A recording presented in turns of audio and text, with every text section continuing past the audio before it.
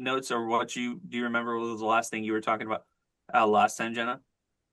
Um, I guess the last thing I remember talking about was cultural differences between Hmm. cultural differences of movies doing well in one country and then not doing well in the other. And actually, something to build off of that a bit was when films are made in these small countries, for some of them at least, the market is just, at least in terms of actually creating a film, the market is just too small to cover the costs. So a lot of them are funded through things like nonprofit means or grants or taxpayer money. But this isn't always a Hmm. bad thing. And this goes with any movies and shows made in any country outside of the mainstream. Since these movies and shows are mostly being funded by the public, like with a nonprofit, and they put that money solely towards their projects, they understand the importance of preserving different minority cultures and telling unique stories within them. And it helps to create these projects, and it helps to keep these projects alive without corporate higher ups affecting their production. And these alternatives are actually quite successful in appealing to the masses. Although, as I stated in a previous episode, because they are so successful, these mainstream studios will often waste their money and time trying to erase them from existence so the mainstream can trap their customers in an iron grip and squeeze them all their money while at the same time not even trying to improve their own products. Yeah. Yeah, because I was gonna say, there's also, not to mention the, I was trying to say, cultural divide of like storytelling in some cases, because obviously here in America, we have a lot much different history to those of like overseas, or like, I'm trying to like say, like folklore wise, we have such, like, a lot of our folklore. I think it's just a lot of like someone was smoking something, that's why we have like the Michigan Dog Man or whatever, or you know but you take, or even like French or like European folklore has such, they've had like all this folklore for hundreds, if not thousands of years, that, I mean, we've adapted some of their folklore into like,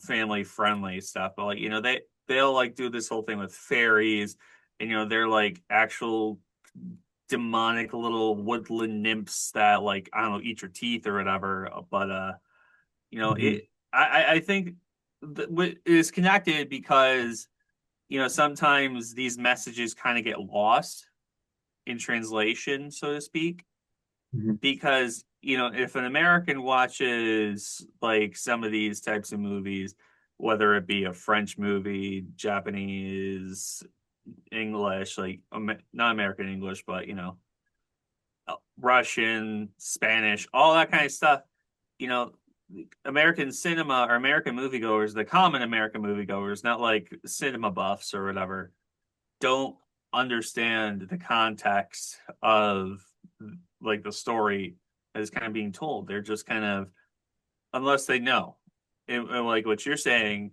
especially when they're like being thrown into crap. I can't talk.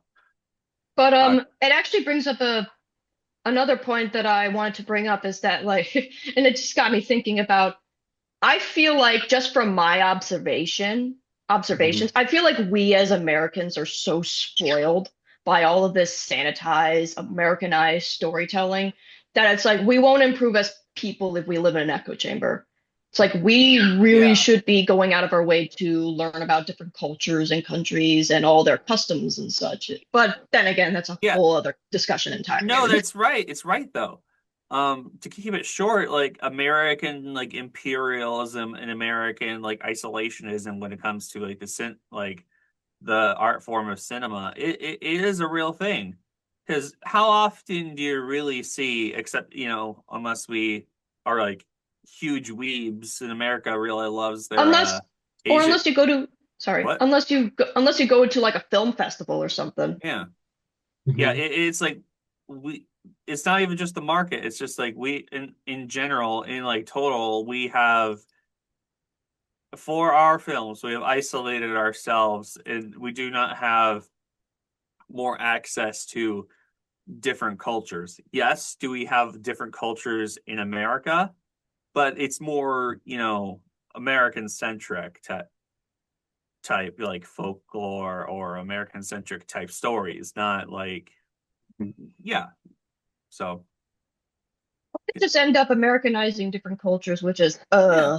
ew and Yeah. gross. Yeah, some of that stuff it's very sanitized. It's very I I don't want to say what am I trying to say? PG-13 doesn't feel PG-13 anymore. You know what I Yeah. mean? It's like it's starting to become like there's very sanitized PG-13 and then there's out of the edge PG-13, so to speak. Yeah. I don't know because you Hmm. see a lot of cape shit movies be PG-13, but a lot of them, you could probably even like hazard to say they're G rated. I mean, Hmm. Yeah, like like a character might they, throw or they might swear at the very yeah, least. like some PG-13 movies that you see in the mainstream are basically just PG movies, but some characters just swear in and out. Yeah, Yeah.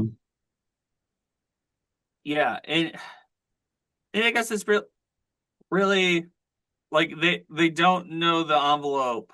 Like it almost feels like there's some like filmmakers that don't know the envelope they need to push. Like Hmm. because they made back, not back in the 80s, but I guess Like back in the 80s, they made these ratings for a reason because like they were labeling some of these movies as G, PG, and all that kind of stuff, and they didn't realize what they were putting on the screen.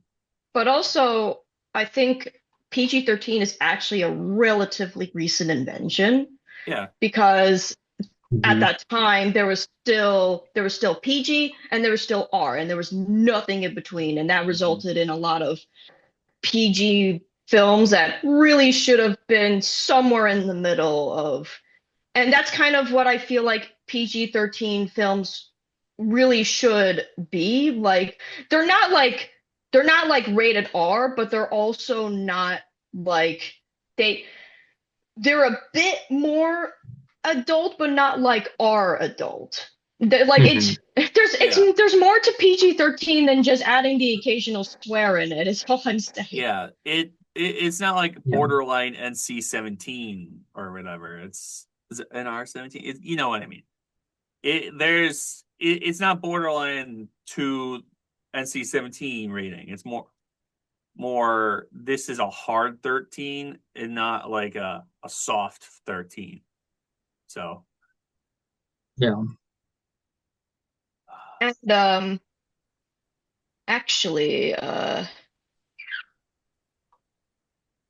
actually speaking of this is kind of a non sequitur, but this is just something that I've been I can't think of a good transition point, but um one of the things that I have been thinking about recently was I feel like listening to movie and show reviews can be a bit complicated. It's like you don't want to Mhm. watch a bad piece of media, but some reviewers can be unreliable in how they report because they have varying opinions too on what they expect. But then at the Mhm. same time, you might never know what bad writing looks like, so you can recognize it when it happens. Even if you can't articulate exactly what that feeling is other than a gut feeling. After Mhm. all, you don't need to have created a movie or show or book to recognize there is something wrong with it. yeah. Right. However, in some circumstances relating to reviewers, they may even misinterpret the information either unintentionally or on purpose by making up stuff that just isn't true, sometimes to reinforce a not so subtle bias they already had. So Mhm. it might be best to at least listen to different perspectives and look for the commonalities with them. So Mhm. really it depends on a lot of things like the type of person that you are. Like for me, I'm a bit of both because I also don't want to waste my time with a trash product. But as a constantly learning writer, I almost feel like I actually want to see for myself what mediocre and bad writing looks like so I can just really feel the agony of watching them. Although Yeah. although some might think that what happens when a piece of media is purposefully rage bait material? And I'm like, well, if we all know it's rage bait, then we all know it's not worth our time. But then again, would we really know for certain? So I think it's just a balancing act in so many regards. And Yeah. basically, Oh, you go ahead, Jen. Go ahead. sorry. And basically, just thinking about your note there about like rage baiting situation, like for example, like the creating of like the How to Train Your Dragon, um, like the park, because we have that because they have the theme park. And I was thinking, instead of making a live action, why didn't they just re-release the animated versions, That's like what in I'm 4K? saying. That's what I'm saying. Exactly. Because essentially, from what Mhm. I was able to see, they essentially just copied and pasted the original movie. And it's like, you ever wondered why it did so well? Because they copied and pasted a good movie. It's like, it's not even a remake, it's a copy and paste. It's That's why like, I go skipped watch. Lion King. That's why I Yeah, skipped that because I was like, I'm not gonna watch a movie that's copy and paste if it's already there. I feel like there needs to be an entirely new genre of like movies that aren't even remakes, but just copies and pastes of originals. It's like it's actually really unfortunate seeing that. And the thing is that How to Train Your Dragon, the animated movies were just so good. It's like how the heck do you expect someone to literally sit, and this is what I don't get about some of these live action movies is why are you literally doing copy and paste? It takes away the it takes away the thing that you could explore this in a different way. That's what people need to do when they create these movies is we had the movie going experience with these movies of animated movies when we were younger. How do you approach a script to make the experience different? It's That is like what they need to do. it's like if they're gonna make another How to Train Your Dragon movie, then I don't know, maybe you could have taken more aspects from the book series. It's like make it Exactly. actually different, but instead they just, like I said, I mean, sure, they may have added a few details here and there to make it at least a little different, but that's just cheating. You're copy and pasting. It's like you're plagiarizing your own work. When I heard they were doing a live action of that, I literally thought they were going to do something so different because I am more disappointed that they literally took the dragon designs and literally just said, we're just going to take the 3D, morph it into making it looking like reality, and then we're going to jump from there. Yeah, they put like an RTX filter on the Dragon models, basically. Yeah. And I think it just kind of goes for I don't want to say I understand where they're coming from, but I feel like there's like this whole thing now of studios in like a common like a media Hmm. um thing where just a lot of the movie going crowd doesn't really take animated movies very seriously. So Honestly, they never no, had, They really. never, yeah, they they never have. yeah, Ever. and Because, they sorry, well, I was gonna but say, and that's why they've been doing all these like live action remakes because the common moviegoer just thinks, oh, live action, I'm gonna take this one more seriously and and that's just so such. fucking, and that's, oh, sorry, and that's just No, so no, it's all right. stupid. It's all right. Because it's I'll, like, I, it's, Because, and I think a lot of it is just because some of the animated movies, especially now, they're just marketed so badly. They're marketed as like the Um, poopy poopy fart movie instead of like actually taking it with the same amount of sophistication. Like, okay, Yeah. first off, who do you think is animating these movies? Are you think children are animating these things? Pe Literal animators with that put literal blood, sweat, and tears into these things. Like, there's no easy way around animation. It's always hard, and yet they always get the short end of the stick, and it's disheartening. Yeah, yeah. I was gonna say, a victim of poor marketing, Transformers 1. A lot of people thought that was gonna be a funny haha, fart movie, like you said, but then it's literally, you know, Megatron's descent into becoming, well, D16's descent into becoming Megatron, that whole thing.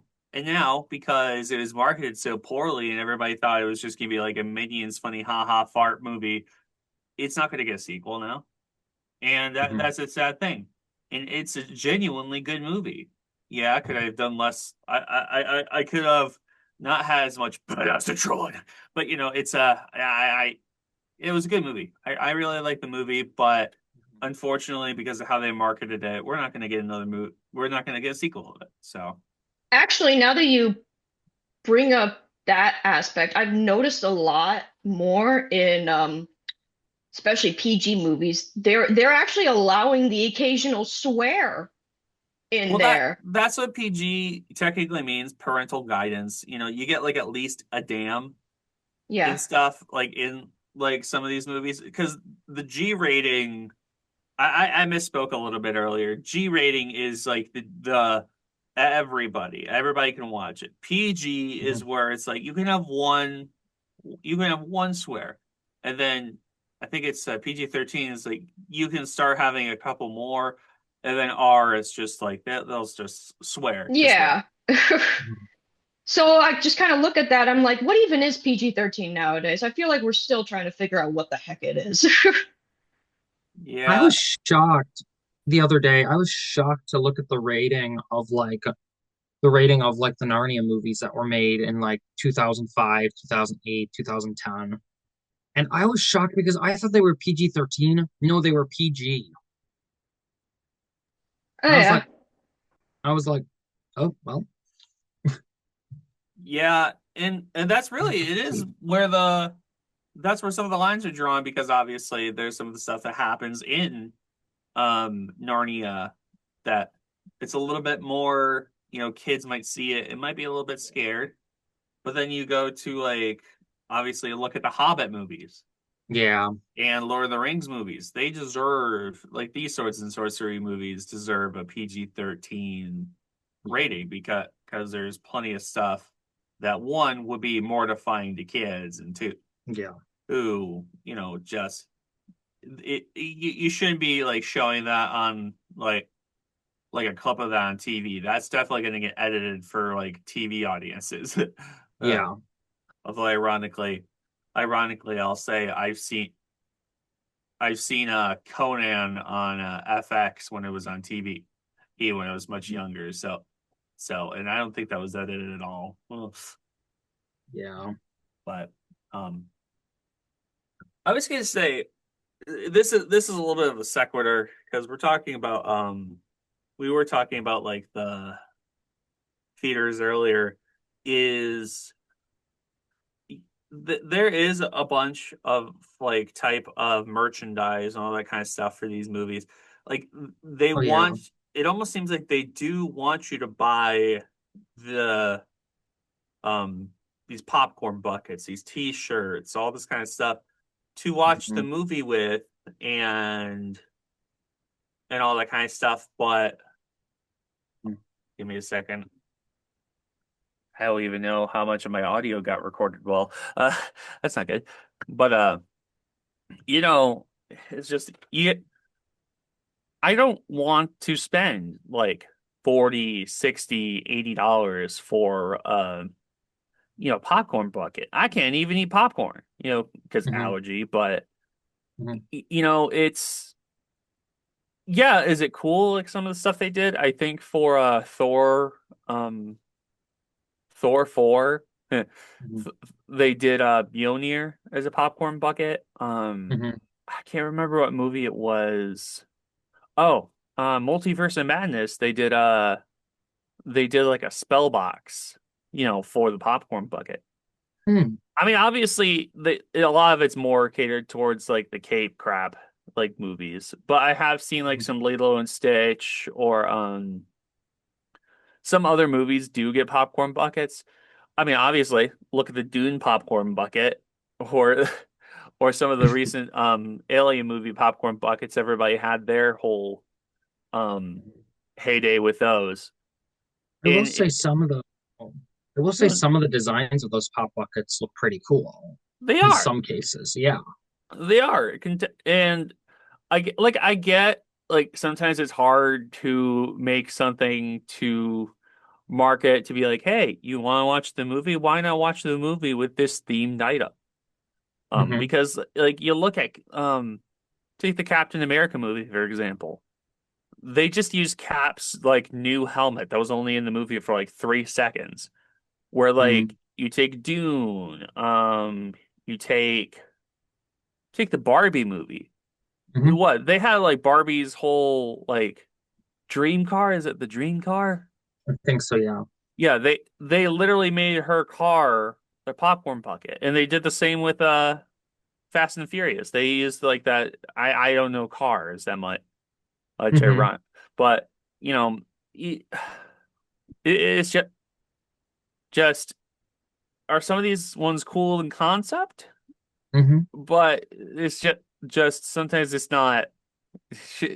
They'll work the way that they think Hmm. it should or would. And Yeah. sometimes they don't even know what to do. It's sometimes they just give you like a tin bucket to Yeah. like watch the Hmm. movie in, and it's lame. So I'm on both sides of like, oh, I don't understand why we have all those popcorn buckets, but also if you're gonna make a popcorn bucket for a big blockbuster movie, go all the way. Yeah. Give us like I don't know, give us a Blorbo or whatever. Like if you have a Blorbo in the movie, make the popcorn bucket the Blorbo. Don't give us a tin bucket. I'm just throwing out random Yeah. names. Hmm. Yeah. But but that's to say that even if you do get your popcorn button, who even knows if you'll actually pay attention to the entire movie because attention spans in from watching all of the because the attention span in terms of watching movies and shows are just completely fried. Yeah. Just like yeah, it feels like people's attention spans mostly because of things like our modern technology and social media has just almost completely fried our It, attention spans, and it's really depressing. and I think that's Yeah. why like some of these movies are trying to be flashier and flashier, Yeah. and Hmm. to use a little bit more of some modern slang. That's why a lot of movies try to have like more hype moments for characters because like these people don't really want to watch something like if it gets like kind of slow or a little bit like boring, Hmm. they might be tempted to like whip out their phone and they end up missing like a big moment in the movie. And yeah, sometimes I think that's why like some of these movies are trying to be a little bit more like exciting for people and not have such slow moments. But Hmm. it But of really it course, really just depends. Yeah. but then again, I feel like a lot of the substance gets removed from like actual storytelling. And Yeah. actually, another thing too, the way that that some people just like if they're they almost treat it like if they're at home and they turn on the TV, like they're not even actually watching the TV. They're just listening to it in the background. And Yeah. that's kind of Yeah, like how they're treating it. It's like what? It's like do that at home. Don't do it in a movie theater where, believe it or not, there are some people actually trying to pay attention. Yeah. yeah.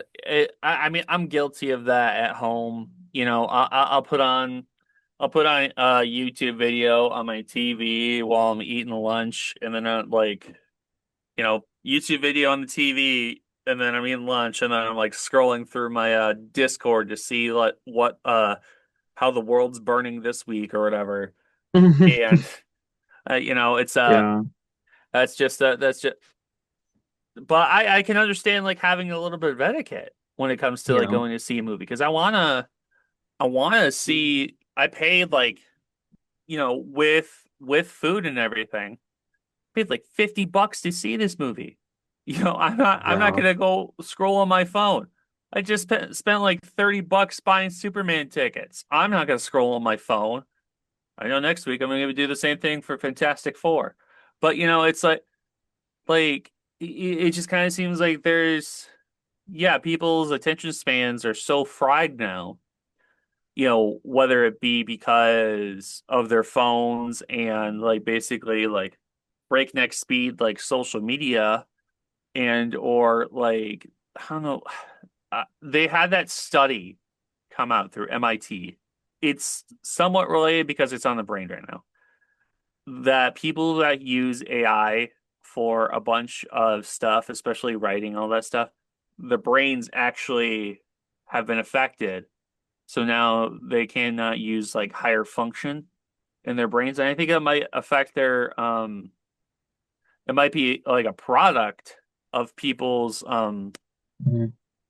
not processing speed, but attention spans.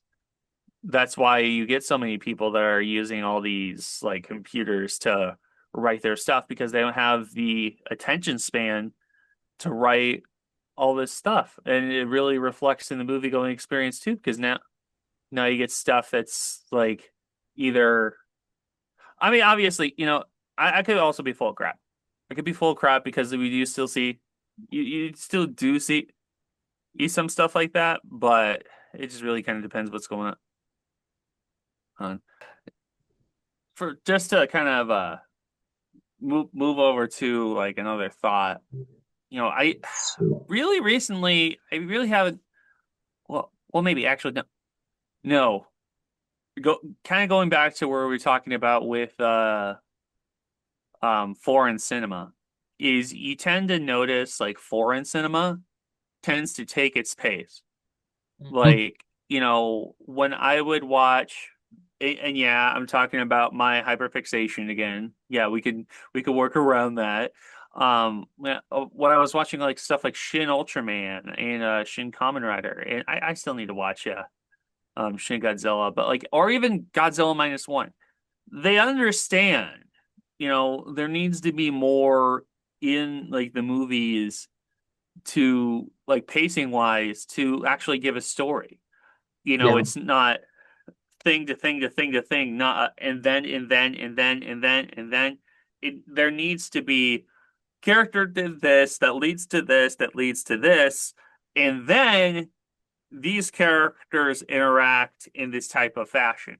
You know, yeah, it does kind of feel like when there's a bit more in some of these movies that you have a better connection to the movie that mhm. since you're getting like more time to interact with these characters and not just like kind of like a breakneck speed. I mean, that's just my experience. The sometimes I can't really afford to go see a movie every week, so Mhm. Yeah. But actually, I have like a interesting point that I've been thinking about it throughout this Mhm. discussion is that, granted, a lot of what cinema, especially in America, are doing are they're just essentially adapting to what is happening with they're trying to ride current trends of what is happening in especially in America right now and trying to adapt to that. But of course, it's not always beneficial to do that yeah, And the it problem is, because you just make the problem worse, essentially. and the thing about trends is that trends come and go. yeah That's a Yeah. problem because that if they keep riding on trends, it's like, you know, the, it's not only that, but because they're so much on trends of like, okay, superhero movies have been so popular, we're just gonna ride on the superhero train for a while. But there are people who want to see, like, I mean, when was the last time there let me think about let's think about like one of the genres being like a Western movie. Hmm. When was the last time we had a Western? A Uh, full-on Western. that wasn't like a comedy or That like wasn't like a comedy. okay. That wasn't like well, like a very long Mm, time. yeah, I was gonna say, the closest I can think of was technically it was also based off like a comic book, not Jonah Mhm, Hex. So Jonah Hex, that was one I needed to see. But mhm. it's the one with Johnny Depp that didn't do very well, but it had a little bit of like I think it was comedic like Lone elements. Ranger or Lone something. Ranger, Lone Ranger. Yeah, Um, yeah, yeah, I think that's just it is a trend, and it was part of a dying trend. yeah. And I will say some of these trends, Mhm. whether it be like putting social media in a movie or like following the big like Yeah, movie trend going on right now, it really dates the movie. Yeah. Like, yeah. And like that's look, kind of sorry. oh, no, no. Oh, and that's just and that's I feel like and this probably just goes beyond movies and that's just kind of what hurts society period just Mhm. trying because trends are inevitably never going to last like the one thing that actually to your Western point the one Western I think it was a movie it was called Rust but that had a whole stick with it but Mhm. yeah, and also actually when you said when you brought up that point, John, it made me think of when was the last time you saw a steampunk movie? You never There you did. go. It's Yeah. like as soon like and it got me to an interesting point that as soon as the mainstream stops talking about it, most people stop talking about it, except for like a niche group. And it's like and that's what I mean. I feel like yeah, it just especially mainstream trends, they just Yeah, don't last, yeah. really. You do tend to notice short like going further deep into that the whole thing with steampunk. I seen this whole thing where it's like literally that whole like fandom and stuff that's dying out. Like a lot of the Yeah. people that are like in the steampunk fandom are like in their I don't want to say they're in their middle ages or middle aged, but a lot of them are like getting in the, higher like age like cap. Man, there was another thing I wanted to sorry to, change the subject. There was one thing I really wanted to get into Mhm. is, and I think it really kind of shows what movies some of these theaters have more confidence in is like the standees. Like you see, Mhm. I'm trying to think of a really good one right now. Um, like okay, let's take some of the Ant-Man movies for example. When a lot of people were like really banking on the Ant-Man movies, you had like these big cardboard cutouts of Ant-Man that you could like take a picture with and Yeah. like do all this kind of stuff. And I feel like um it it, it I feel like it makes sense in my head, but I feel like it's also if you see what they're doing with the standees, like it might be also kind of how confident some of these studios are with these Mhm. movies. Because look at the Fantastic Four, they got that big old standee out right now. Mhm. Now, even though like they come out like a full month after Superman, like they got all that stuff set up like right then and there. They're ready to go. Even if the movie flops, like Mhm. they're fully confident that Fantastic Four is gonna sell like hotcakes. And I don't with like some of the other movies, um, I don't see that. I don't see that.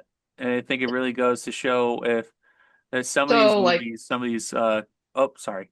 oh I would so like when you mean by like the for the films that aren't very confident, you mean like just standees that are just a giant movie poster and not like Yeah, those films that actually have some that where the studios behind it had more confidence, so they add a bit more interactivity yes. with Sandy. Yeah.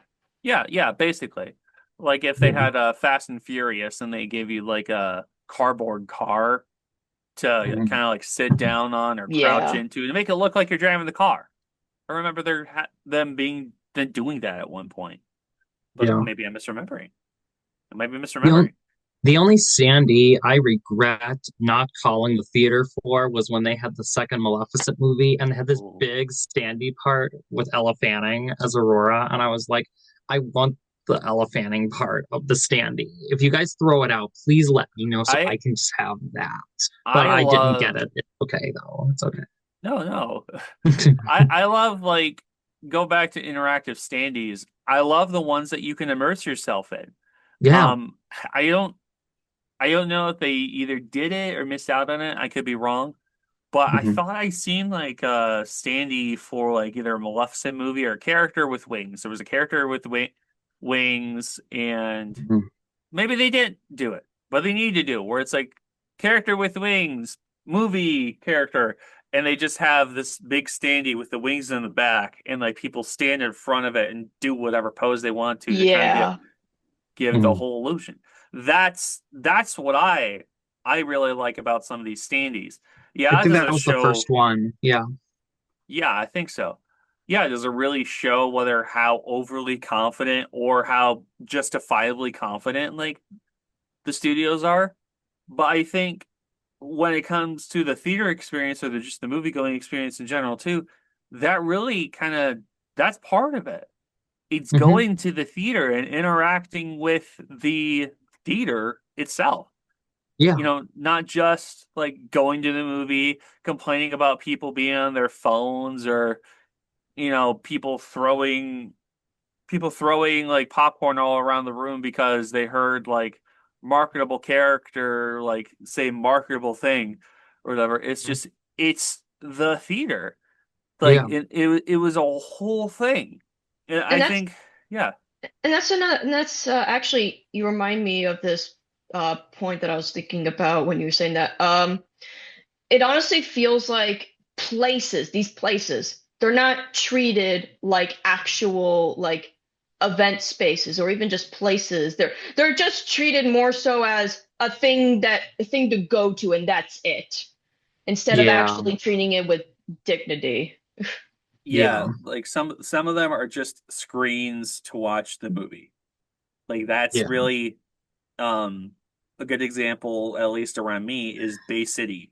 Um Hmm. the Bay City 10 really is just a screen to go watch a movie. There's not a lot of like standees. I mean, they have like a Fathom Events like standee to be like, "Hey, here's all these like old movies from like 30 10, 20, 30 years ago." But there's not much else. I go Hmm. to the Saginaw Goodrich 10 and they're very much not Saginaw Goodrich, Saginaw Imagine now. I go to the Saginaw Imagine and they're fully immersed. Like they'll have all the standees, they have all the popcorn buckets, they have all this stuff. Hmm. And maybe my point's moot, but Hmm. I tend to notice um that's just something I tend to notice. So, Yeah. Yeah, and something else that I tend to notice and gets kind of annoying is even if like yeah, even if you go and sit down and watch it at home, because at this point, if you're just gonna go to a place to just do a thing and not actually like be there for like in an event like space, and why just stay home then at that point. But like even if you do, it's annoying seeing like you probably can't even watch your favorite movie or show anymore because so many movies and shows are just getting removed from streaming platforms, and they Yeah. refuse to do anything else with it. And this is why I feel like places like Internet Archives is so important for it's just preservation at this point. It's not even piracy. It's just preservation at this point. But Yeah. as I said before, corporations, they see alternatives being so successful, and they want to completely erase that. While at the same time, not doing anything to improve the actual services. It's like it doesn't make sense, but it's like then again, they just want to trap people and exploit them and all that jazz. Yay. Yeah. Mhm.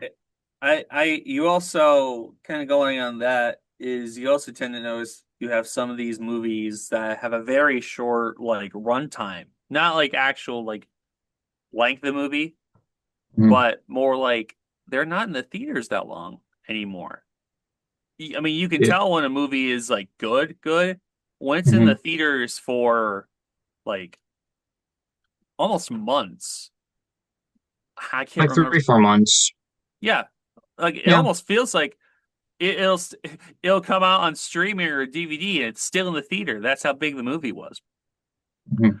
But like when there's a bit of a lull in like the movie going like the people wanting to go see the movies, Mhm. like you see, oh, nobody wants to see this movie anymore. We're gonna pull it from the theaters.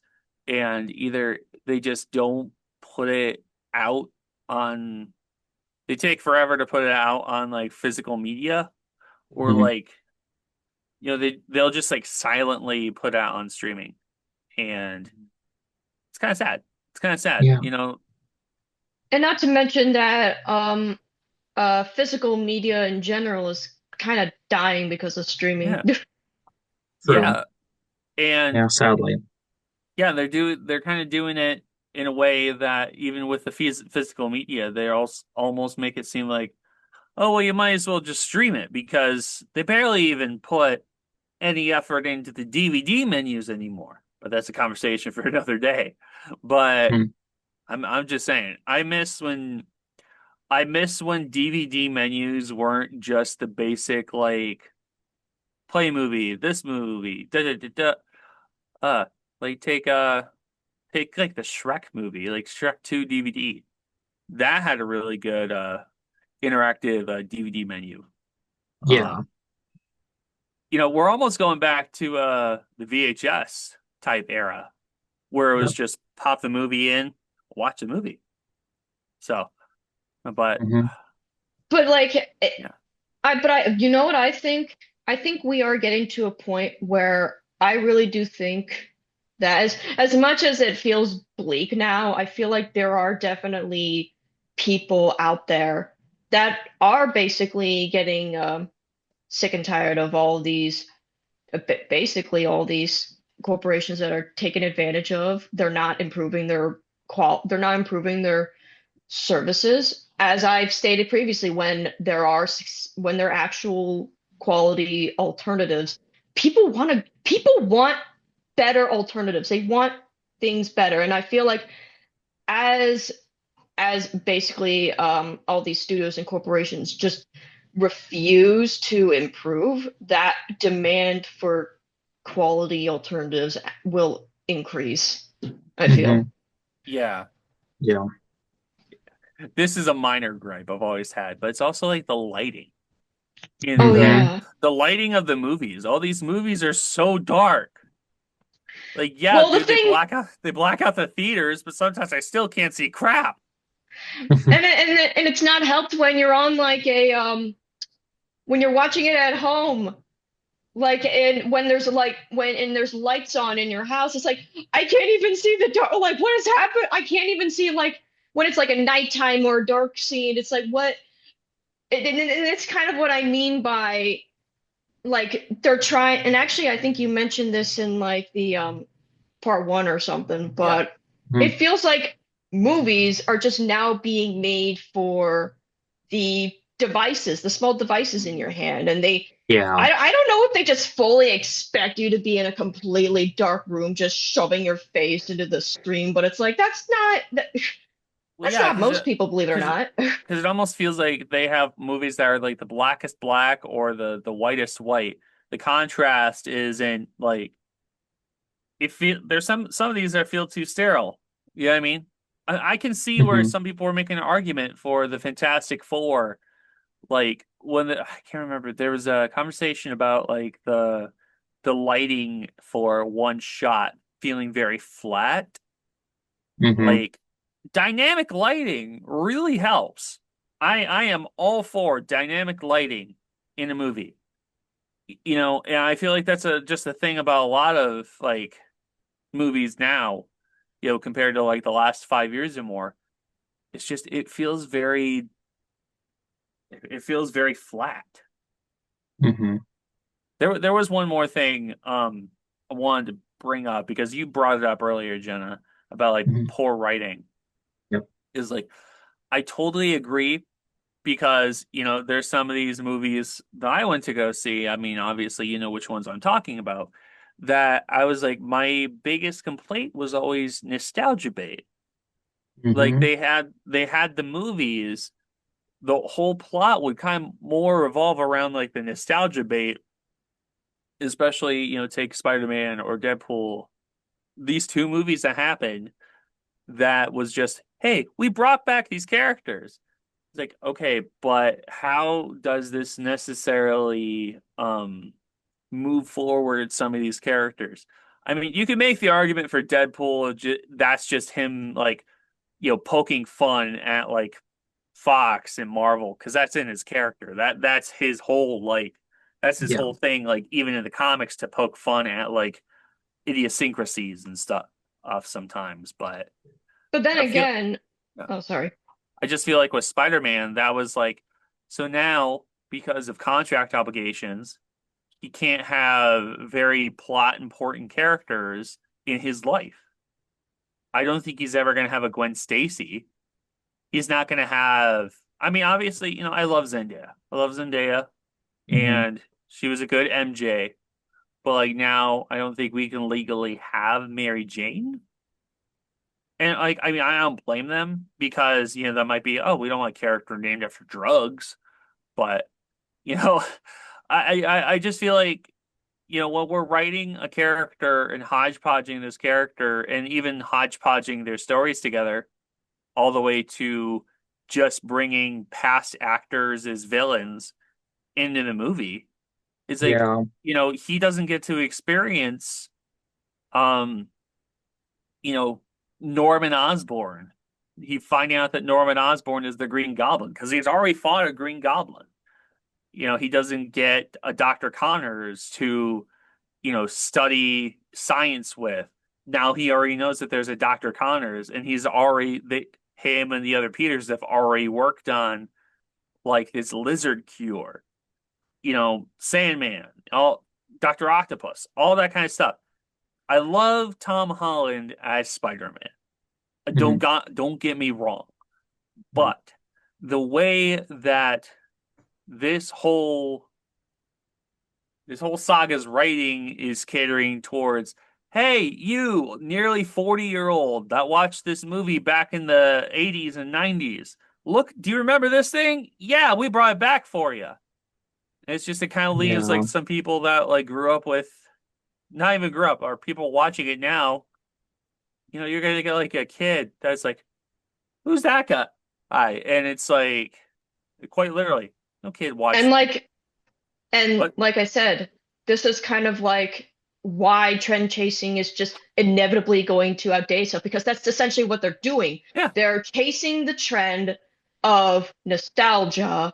And I think part of it is also because, and I could probably talk about this in like a future episode because I definitely have more thoughts I would want to bring up on it. But essentially, I think what is happening because of current events, people want to go back to a simpler time. They want to yeah, go back to when they were kids. They want to go back to times where, yeah, where times were so much simpler. They didn't have to worry about all this economic and political instability and corruption and all that. But the problem is, and that's why they use a whole lot of nostalgia. That's why studios Hmm. use nostalgia to essentially remind people of a past, a better past, so they could essentially escape the future. But the problem is, and I think I probably already mentioned this in a previous episode, but I don't remember. But I'm gonna reiterate it anyway. Yep. Time only marches forward. yeah. You Yep. can't keep escaping to the past in order to find comfort. You need to face the future. And yes, the future is uncertain, the future is ugly, but we all just gotta support each Yeah. other. We all Ha- got to Yep. do the best we can to support each other and all that great stuff. I do find it Hmm. ironic. You say that because like, a lot of those kids from like the 70s and 80s, they were like, oh, we didn't have any of this stuff like going on, all this crazy stuff going on. It's like they made this stuff to distract you, or sometimes in response to the geopolitical happenings. So like when you Hmm. say that like these characters are being political, it's like these characters were made for a political reason, one way or another. The Hulk is made in response to nuclear fallout, just much as like Godzilla was made in response to nuclear fallout. Captain America was a response to the authoritarian uprise in Germany. It's like a lot of people are worried about like characters becoming this or that. It's like that's what these characters were made for, in response to things. And Yeah. it's good for people to create stuff in response to like current events. You're going to have people, I feel like there's going to be, not to get super political, they'll really want to, but I Hmm. definitely feel like you're going to have a lot of people creating media in response to to say the least, the current administration's actions. Hmm. And that's either going to be in retaliation or in some cases in poor taste because they don't understand how to write stories. Some people, I'm not saying who, but we can talk about that in a private chat. Hmm. But Yeah. it's you know, some good media comes from having the message like baked into the movie. But So, also Yep. not even just like a message, but also a nuanced yeah. message, actually looking at the different aspects of why situations aren't always so cut and dry. Hmm. Right. Hmm. Yeah. But we could probably talk about this in a different episode or something. Maybe not in the not maybe not the political stuff. I would rather not get into the Yeah, political not stuff. really, no. But No, not either. yeah, it could be like what we were just talking about now. That could be like a whole separate Yeah. conversation. Yeah, no. We don't have to talk about like purely political. I'm just saying, some of that these characters were made in Yeah. response to certain geopolitical happenings. So, Yeah. Hmm.